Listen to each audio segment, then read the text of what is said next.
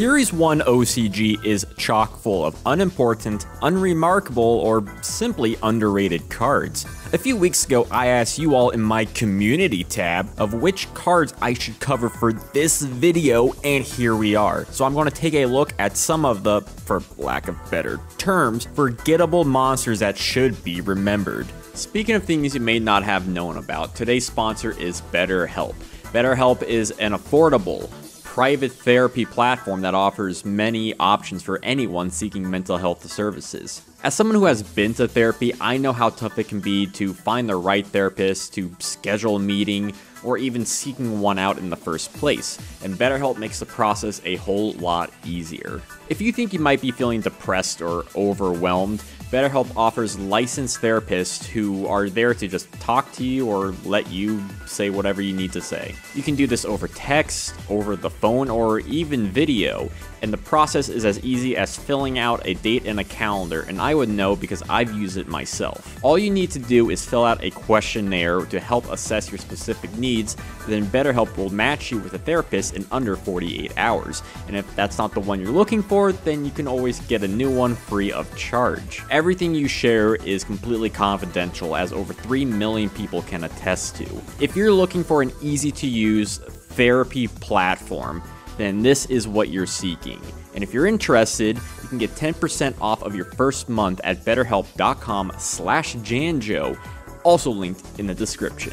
First on the list is Ice Water from Volume 6. Sounds like a JoJo stand. This is an aggressive blue mermaid with spikes on its belly for attacking purposes. Although those spikes are fairly small, I'd have to imagine its luscious hug leads to a terrifying end. In Duelist of the Roses, she attacks with a large block of ice, so Ice Water does have variety in the attack department. Next card is Boo Koo, which I think is a play on words of book and boo, even if this is not a zombie or fiend type. In fact, its name is the Indonesian and Malaysian word for book, so yeah, what can I say about this little fella from Booster 2? It's a book-like wizard, which to me looks more like a book-like book. It is mostly a book with magical hands and feet, and I don't know where the magic begins or ends.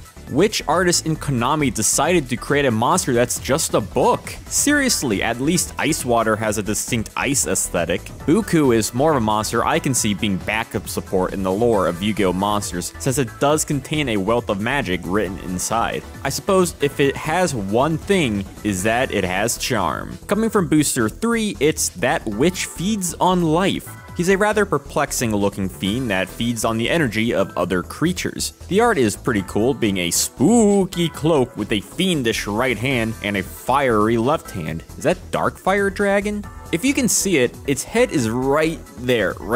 Enhance, right there. That tiny floating orb where the shadow manifests its face. It's certainly a pretty dope design, as the cool kids say, that makes it no surprise why it got included in the TCG's Speed Duels Twisted Nightmares starter deck, on sale now. What's funny is that in the Yu-Gi-Oh! World Championship 2004 video game, this card was misspelled as That Witch. Dark Duel Stories would call it Life Eater, so whatever that is, it is that of many names. Following that boy is Togex, debuting in Volume 7. This unique looking beast is certainly an agile monster that has the ability to roll and ram its opponents. Must be hard to roll with all those spikes, huh?